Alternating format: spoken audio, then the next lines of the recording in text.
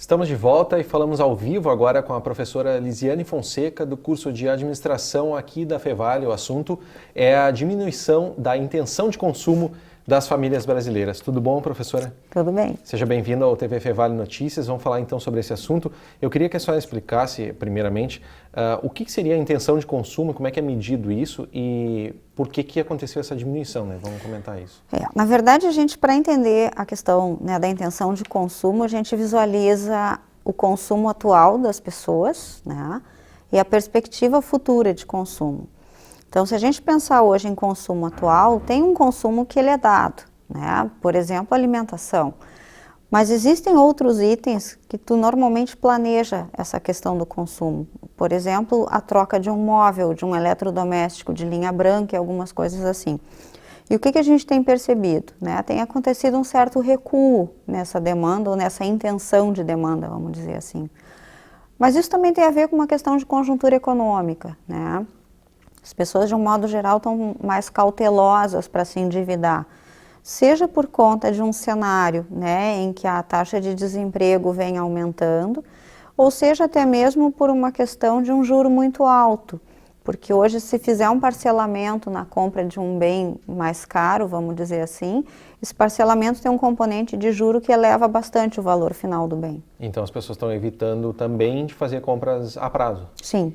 Em função disso. Também. Isso influi muito na diminuição da intenção de consumo, porque a pessoa pensa duas vezes antes de comprar, para poder comprar à vista, isso acaba influenciando. Influencia.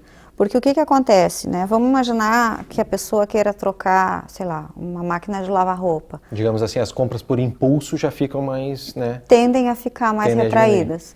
Porque o que acontece? O problema do endividamento é que tu tem que trabalhar com um horizonte de tempo mais longo. Se eu chegar na loja e pagar agora, à vista, né, o recurso está na minha mão. Eu não vou ficar com uma dívida pendente. Mas se eu fizer um parcelamento, eu tenho que ter um horizonte de tempo de trabalho com a minha renda potencial, vamos dizer assim, em que eu consiga administrá-la pensando no pagamento dessa dívida. E além disso, já existem os custos fixos, né? Alimentação, energia elétrica, água, aluguel, condomínio, enfim.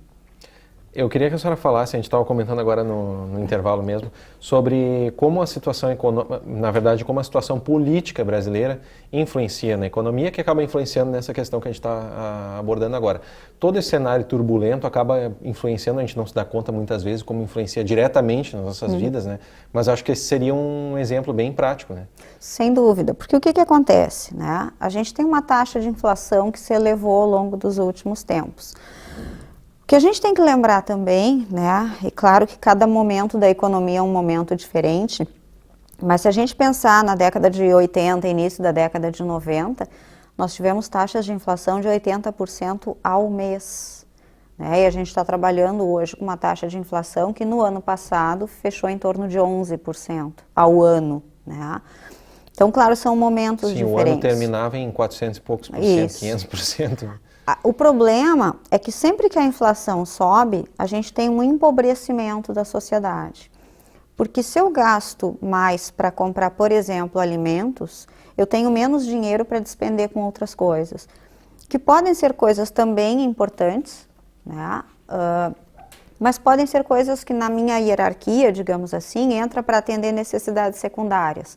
Então, por exemplo, eu vou comprar os mesmos alimentos que eu estou habituada a consumir, mas eu vou ir menos ao cinema. Eu saio menos para jantar fora. Então, o setor de serviços sente bastante esse impacto.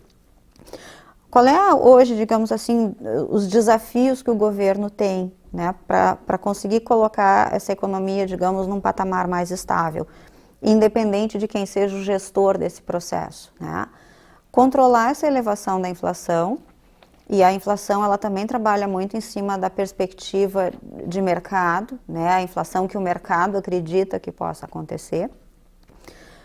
Gerenciar o endividamento do governo, porque à medida que o governo gasta mais do que ele arrecada, ele não só compromete a credibilidade dele, mas ele também gera inflação, porque ele é um grande consumidor dentro do sistema econômico, né?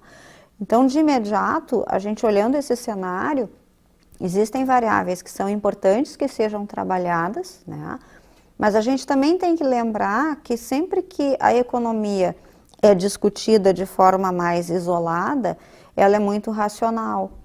Quando a gente traz o componente política para dentro dessa discussão, a gente quebra um pouco, digamos, a questão só da lógica Começam econômica. a ter algumas variáveis mais imprevisíveis, né? Exatamente. Começa a lidar com a imprevisibilidade mais presente, né? Até porque assim, tu tem a reação da sociedade, e aí entendamos sociedade, né, pessoa física, pessoa jurídica, o próprio sistema político. Então, de certa maneira, existem medidas importantes a serem adotadas, né, mas elas têm que ser adotadas de uma forma planejada, para não comprometer a credibilidade desse gestor econômico, né, ou seja, a segurança do que ele está fazendo e até mesmo o apoio junto ao que está sendo feito, né? Porque confiança da sociedade é uma variável muito importante na condução da economia. Onde a sociedade não confia num projeto econômico, esse projeto ele não alavanca, ele não consegue ter, digamos assim, a adesão, né, dos agentes econômicos para a condução dele. Que parece ser o que está acontecendo hoje no Brasil. De certa forma, sim. Tá certo. Professora Lisiane Fonseca, muito obrigado pela tua presença no TV Fevale Notícias de hoje. Obrigado pelas informações. Imagina, eu que agradeço a oportunidade.